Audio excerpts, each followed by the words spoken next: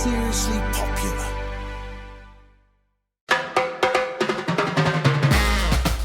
Hey everyone, and welcome back to MAGAland. We have a really fun and exciting show for you today. Hermania, it's so good to see you. It's so good to have you back here, and welcome to MAGAland. This job of updating our listeners with the world of Trump is not easy, so I need your help. Oh yeah, there's a lot to unpack today, particularly with the back and forth drama in El Salvador going on right now with the deported Maryland man. A lot of drama going down on that as Democrats make their way to El Salvador to try to demand his release. We also had Joe Biden's first public appearance, his first big speech since the end of his presidency, where he tore into Elon Musk and Donald Trump. CNN's Dana Bash let viewers know that CNN doesn't actually hate America, contrary to popular belief. We saw a big spar between Caitlin Collins and the president once again. Trump is planning to skip the White House Correspondents Dinner next week. Might not come as a surprise to many. Right now, town halls across the country are really escalating. There's a lot of unhappy voters, and they're letting their elected members of Congress know. We'll also be getting into Ice Barbie Kristi Noem's latest stunts and Elon Musk offering millions to his baby mamas. We'll have all of that and more right after this break.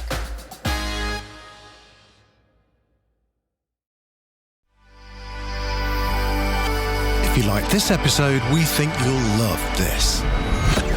I'm David Patrick Caracos, and on this week's episode of Apocalypse Now, we look at the ever-escalating tariff trade war as Trump's attempts to bring international economies to heel and China's own financial barrage against the USA threaten to derail the global economy. Listen to Apocalypse Now wherever you get your podcasts.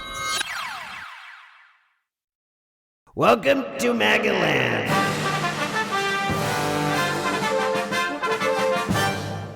So, Kelly, let's get right down to it, because the case of Kilmer Abrego Garcia, wow, this is another case in the world of MAGAland where so much is being said by both sides, so many contradictions.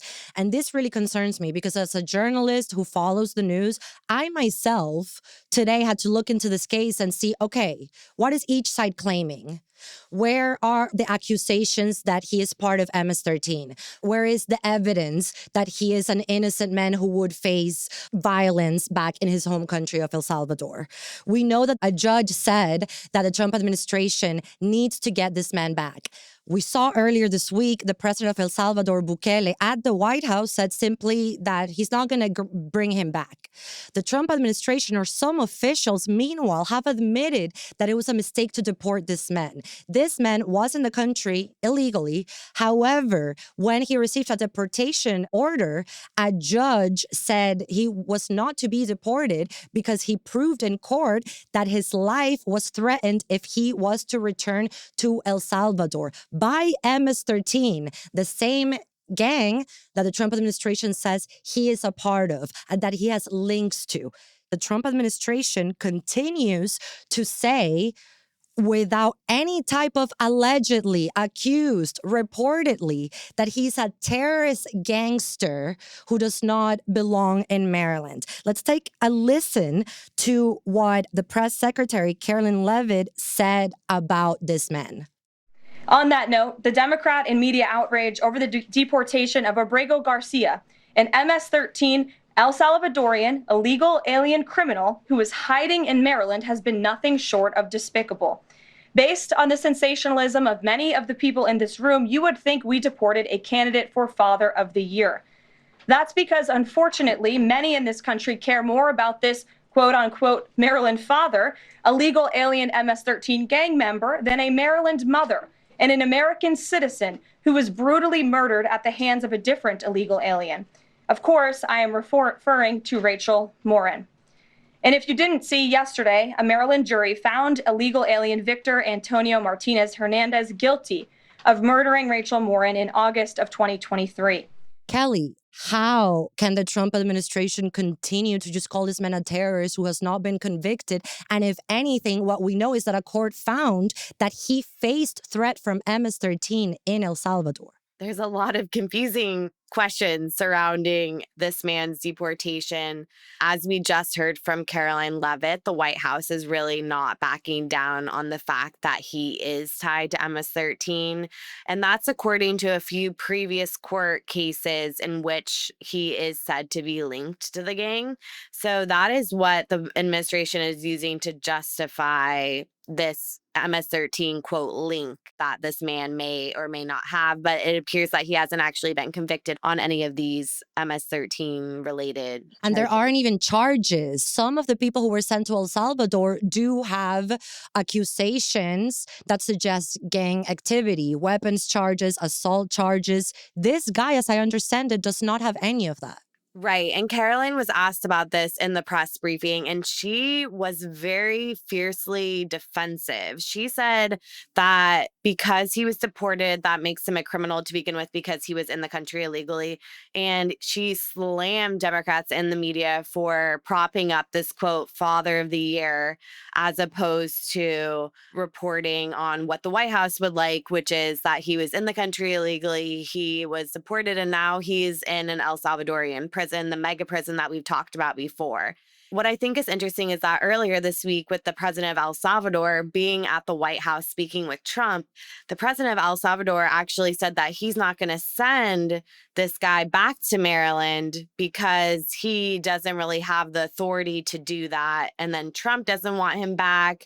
But there's a lot of questions that remain with the court ruling that he needs to come back. So it is a little bit murky. I think the White House is basically going on into attack mode. We saw Stephen Miller hijack the press conference the other day. It's quite a stunning moment. Stephen Miller really defending the administration's move on this front. And we've seen Miller in this role, right? He's one of Trump's best allies, his right-hand man. And this is his mission. Stephen Miller, his mission in this world is to deport undocumented migrants in this country. Yeah, and Pam Bondi also chimed in saying that the basis for the removal had been because of these links that were found with MS-13 in previous cases, and that's what they're using as justification. But we'll see what happens with the fallout of what's going on here. Right now, actually, there is a top Democrat, Senator Von Hollen, who is headed down to El Salvador. He is causing quite a commotion. He's trying to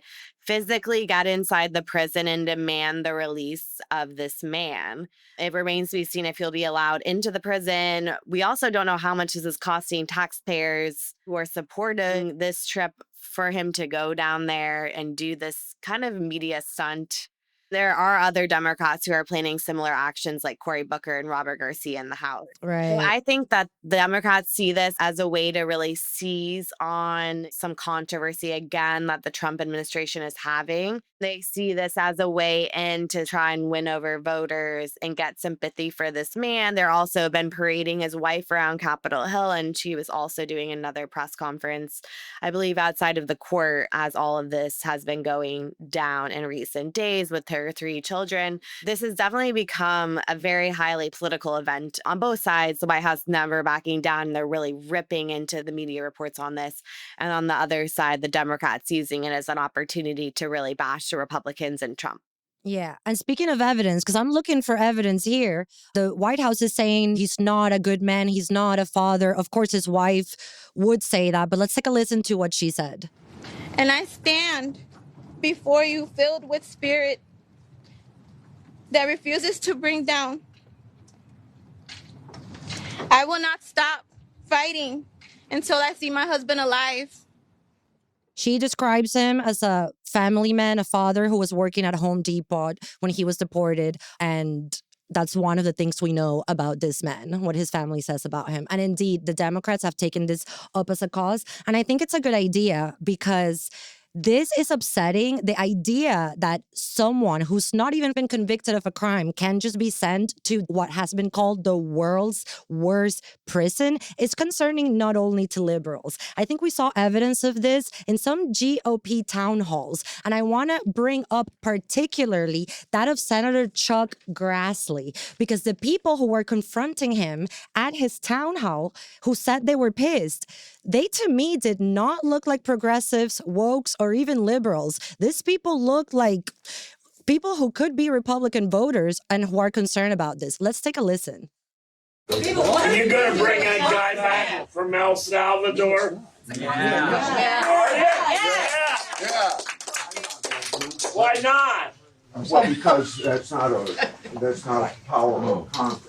Supreme Court said to bring him back. Judges are. Yeah. And the president is upholding the Constitution. He's defined the You're on the Constitution. Judiciary Committee. Trump don't care. The president of that country is not subject to our U.S. Supreme Court. If Trump wanted to bring him back, We would like to know what you, as the people, the Congress, who are supposed to rein in this dictator, what are you going to do about it? These people have been sentenced to life imprisonment in a foreign country with no due process. Our government cannot do anything. Trump isn't a king. Why won't you do your job, Senator? Yeah. I thought it was interesting, Chuck Grassley saying that El Salvador is not subject to a U.S. judge. We can't force Bukele to do anything. I think that's interesting, the idea that Trump couldn't tell Bukele exactly what to do and when to do it, because I think he can. And also taxpayers are paying for these people to be jailed in El Salvador. So I think that's a lame excuse. I also thought this moment was stunning with Grassley because he's 91 years old. He's doing a town hall in Iowa, which is a difficult feat for anyone, particularly a 91-year-old.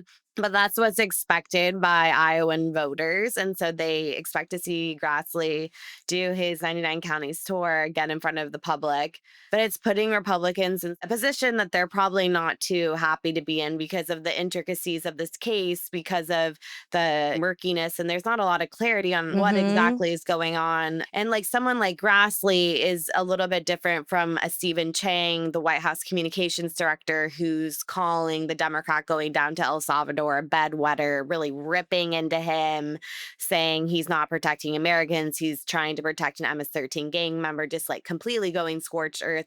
Meanwhile, Grassley has to hear legitimate concerns from his constituents and provide a thoughtful response so he doesn't get mobbed at his own event. And we see this across the country with the Republicans getting some backlash to what Trump's doing, and they're really getting thrown into the fire. We saw it yesterday with Marjorie Taylor Greene at her recent town hall where there were protesters. She kind of irked them and antagonized them in some ways and tried to elicit some sort of a response. I thought this one was maybe not as telling as the Chuck Grassley one because I kind of laughed at what the protesters were yelling at her. Let's take a listen. FBI, ATF, Border Patrol, ICE, and many local law enforcement, all the way from city, county, and states, all across the country are working together to track down illegal alien criminals, cartels, and terrorists that are not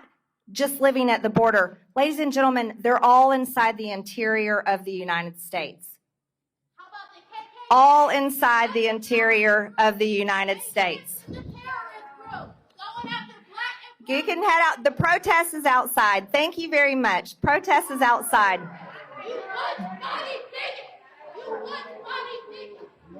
Protest is outside. Bye. Have fun out there. Marjorie Taylor Greene had a different kind of protesters than Grassley did. And this is totally MTG style. She likes a little controversy. She invites it. She likes when there's a made-for-TV moment. Actually, much like Trump enjoys it. She knows it'll go viral. She's not afraid to back down from a fight. I'd be afraid to fight her. She does CrossFit. It was quite notable that actually these protesters had stun guns used on them that it got so heated. This is the new escalation we're seeing at some of these town halls. I think this is about to get worse because Trump continues doubling down that he would like to also send as Americans to El Salvador, as he calls them the homegrown criminals. Let's take a listen to what he said about that. Could we use it for violent criminals, our own violent criminals? I call them homegrown criminals. Yes. I mean, the homegrowns. The ones that grew up and something went wrong and they hit people over the head with a baseball bat. We have, and push people into subways just before the train gets there, like you see happening sometimes. We are looking into it and we want to do it. I would love to do that. Even Fox News is questioning the Trump administration about this, with Peter Doocy repeatedly asking the White House press secretary if this would even be legal or if Trump is trying to change the law for it. She said that they're looking into it. Let's take a listen. Deporting American citizens to Central American prisons. Is it legal, or do you need to change the law to do it?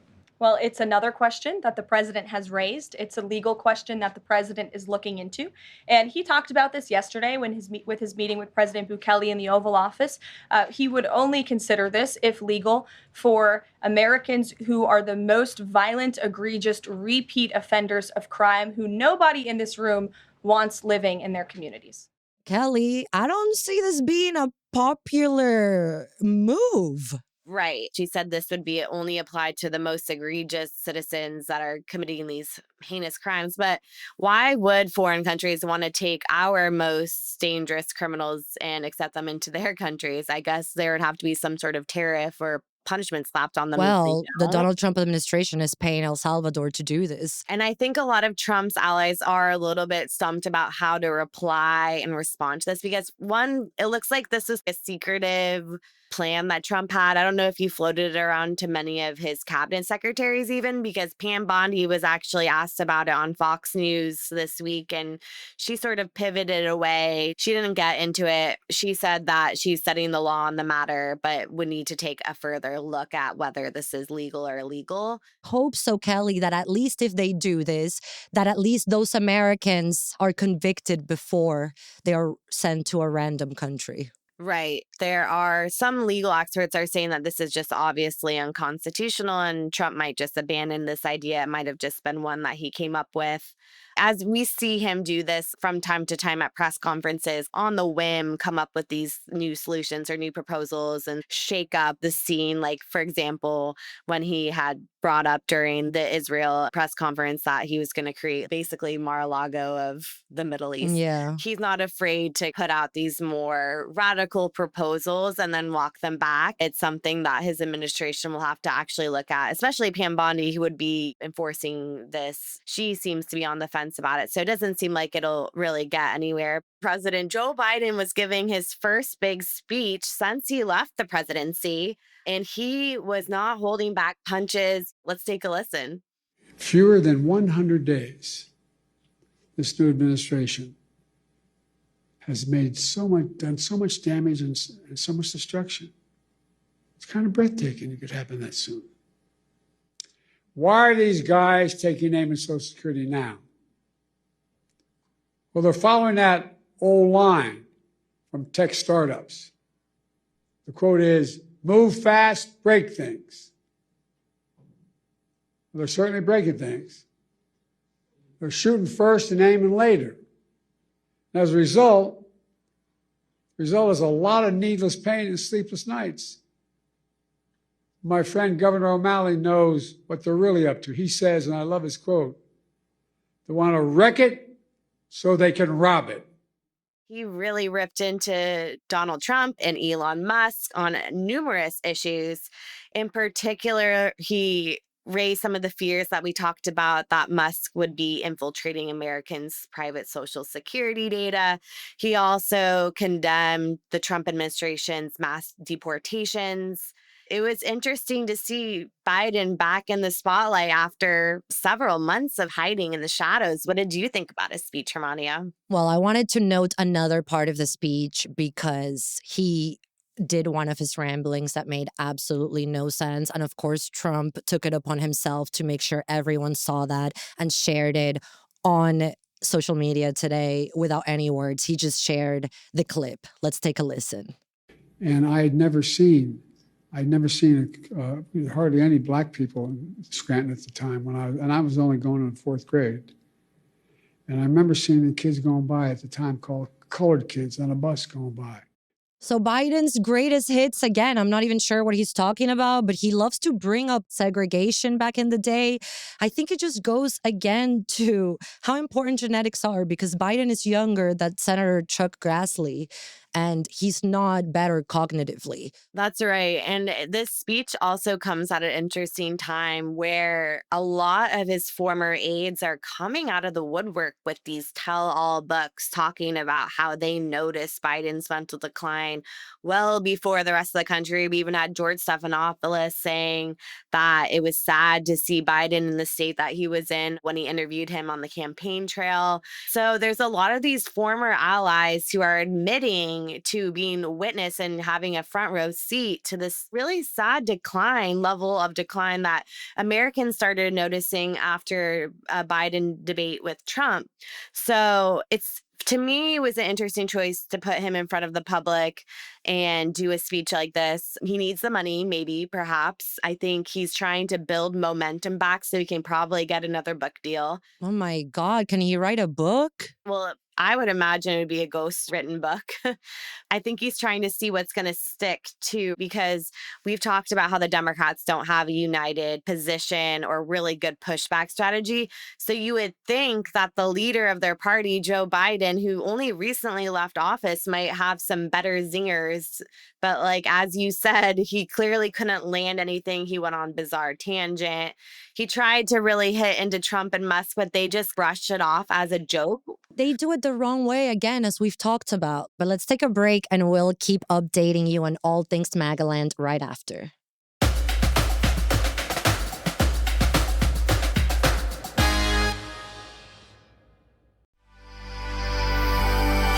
If you like this episode, we think you'll love this.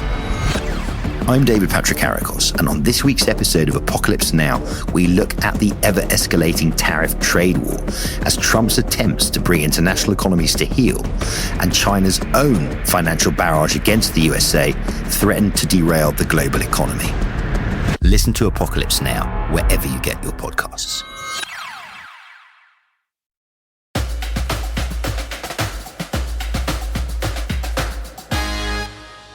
CNN did not disappoint this week. Once again, Caitlin Collins had a major showdown with Trump in the Oval Office. Caitlin and the president sparred once again. They sort of have this contentious relationship that we've seen over the last several months. Trump brushes her off, says, "Oh, I don't want to hear from you again." She's continuously asking him questions about the most controversial moments of his administration. She actually ended up playing their back and forth on air during her show that evening. So she clearly likes to lean into it a little bit. It's good for ratings, I imagine, and her brand recognition. During the back and forth, it was Dana Bash, and she actually interrupted the live coverage. She was saying that CNN doesn't hate the country, pushing back directly to what Trump was saying, which was crazy to see. Trump loves to just get his zingers in against CNN and all the other, quote, fake news networks. It was interesting they chose to do that, especially because this is one of the things they used to do a lot during the first Trump term. They would cut away to fact check him. It's part of what they're trying not to do because it wasn't successful for them. She said, "I just want to say for the record, since we heard President Trump say CNN hates our country, CNN does not hate our country." She said that should go without saying, and she's been there for 30 years, so she knows for a fact that the network doesn't hate the country. This press conference was quite something. We talked about it on Monday because that's when it was, but we hadn't watched the whole thing. It's fascinating just how Trump does these meetings in front of all his cabinet, and he has them talk to whoever he's talking to, Bukele in this case. And as we saw in the clip, Trump is literally just like, "Why can you ask me about good things? Why do you always have to be so negative?" As if he was not a politician and, I don't know, an actor instead. This sparring between Trump and CNN and the contentious nature of this press event, it makes it pretty obvious as to why Trump is skipping the White House Correspondents Dinner next weekend. There's no love lost between him and the media. I think he likes to keep them a little bit on their toes. We're still seeing dramatics fall out between him and the AP, as well as they continue to bar the Associated Press from entering the Oval Office. That's right. Another order they're violating, right? Right. So it's not surprising that he plans to skip the dinner. Karoline Leavitt had already said that she planned to skip. And it remains to be seen, though, if Trump will put a decree over all of his political appointees to bar them from attending the dinner as he had. During his first term, did he ever go? No, he never went during his first term. So it's not surprising. And why would he go now? One of our favorite MAGAland characters, the DHS Secretary Kristi Noem, aka Ice Barbie. We had a great exclusive at the Daily Mail, more about how the DHS employees received Noem during her first day at work. This was quite something. Kristi Noem certainly knows how to make an entrance. And there's been a lot of reports that the DHS staff, particularly the career staff, are not very happy with her approach to the more glamorous side of the ICE life, if you will. She really loves to put on a show. We've seen her dressed to the nines at the border, on raids, working with these strapping, strong ICE agents. She definitely has been leaning into the costume aspect, but this is something that we've seen from her even when she was the governor of South Dakota. She similarly would do these photo shoots on horseback, and she has good glam. She likes to lean into the beauty aspect. We saw her wearing her Rolex when she was in El Salvador. There is just a lot going on with her in terms of the infighting between her and the staff who don't agree with this. This is what Trump wanted. He wanted these Fox News bombshells who are good on television, know how to work a camera, know how to work their angles. He wanted them in charge, and that's why he's hired so many of these types to lead his government and have high profile roles defending his administration. So on that front, I think she's doing a really good job and is doing exactly what Trump wants. He even praised her this week in the Oval Office, saying she was doing a great job. And Pam Bondi was there, another kind of glam MAGA-esque lady who knows how to work it, knows how to speak well in front of cameras and get the message across on behalf of MAGA and the Trump administration. So she might be getting backlash from DHS internal, but I think forward-facing, Trump is quite pleased. We've been hearing a lot of reports that many in the Trump administration aren't happy about her behavior. However, this is how Trump does business. He's also a showman. We've seen him drive a truck, work at McDonald's. I don't think he has an issue with what Kristi Noem is doing. But as our story said, her employees do, because they feel that she's been taking attention away from what they do. They said, as you mentioned, that they mostly see her as the face of the agency, and they believe Tom Holman, the border czar, is the one who's actually getting things done. I thought this detail in the story, Kelly, that in her first day at the agency, she came out as speakers blasted the song Hot Mama by Trace Adkins. Apparently this is a country song, so I've never heard it, but I think the title says enough. To me, it was hilarious. I can't imagine there's been any ICE director, DHS director that has done anything similar. And particularly having worked in a government agency, it's not really the vibe to blast music over an intercom or anything like that. So it definitely set a tone. And it's the tone that she's been consistently carrying out since then. So I guess this is her brand. We also have a good update about, is he still the first buddy? Unclear, because I think Elon Musk has been getting farther and farther from Washington. And perhaps that's a good idea, because a Wall Street Journal report yesterday, I believe, wow on the allegations. Elon has been open about the fact that he considers the population decline and the birth rate to be one of the biggest threats that modern civilization faces. He says he wants to have a lot of kids. The Wall Street Journal has a report that says he's basically building a legion of kids, and he approaches women he considers intelligent to have babies through IVF. The part of this is that Ashley Sinclair said that she was offered $15 million and a $100,000 a month payment for keeping quiet about the baby she had with Elon Musk. It's fascinating to see the inner workings of how these arrangements really came together, because it's something I guess we didn't really have much insight on in the past. We've talked a lot about Elon and his baby mama lore, but it is quite shocking to actually see that these are just transactions that are happening over Twitter, and it's just basically Elon sliding into their DMs with this proposal. So it doesn't seem very formalized, which might be the reason why we're seeing a lot of court drama with Elon and these mothers later on. The story talks about it. All these baby mamas have gone through similar situations, and Elon's fixer allegedly was telling Ashley Sinclair, look, Siobhan did it, Grimes did it. And then Ashley Sinclair replied something like, at least Grimes doesn't seem very happy to have done it. We're seeing a lot of this fallout about Elon Musk. It comes also as it looks like there's been some tension, even more growing tension between him and Trump. There was a new report out earlier this morning that Trump was really unhappy that Elon had infiltrated the Pentagon to try to crack down on some of these leaks that we were hearing about. Axios had a story out that Trump had a big F-bomb reaction as to why Elon was taking this on. He didn't seem too pleased about this, but it's quite interesting the timing of this report because yesterday we learned that 2 of Pete Hegseth's top advisors were actually escorted out of the Pentagon for allegedly leaking classified information, all because of an investigation that started around the time that Elon had this meeting at the Pentagon. They seemed to have MAGA turn on them, perhaps on stances related to the Ukraine war and foreign money going out of the United States and into the hands of these other nations. It's one to really keep an eye on. We knew that Elon and Trump have been on somewhat more shaky ground, and it might have to do with the fact that Elon is running all these companies and dealing with this baby drama. Right. Trump is moving past him and on to other advisors. Well, we're going to keep an eye on that, but we'll see you Friday for more MAGAland updates. See you then. Remember to follow us on Instagram at Welcome to MAGAland and email us at welcometomagaland.com. Bye-bye.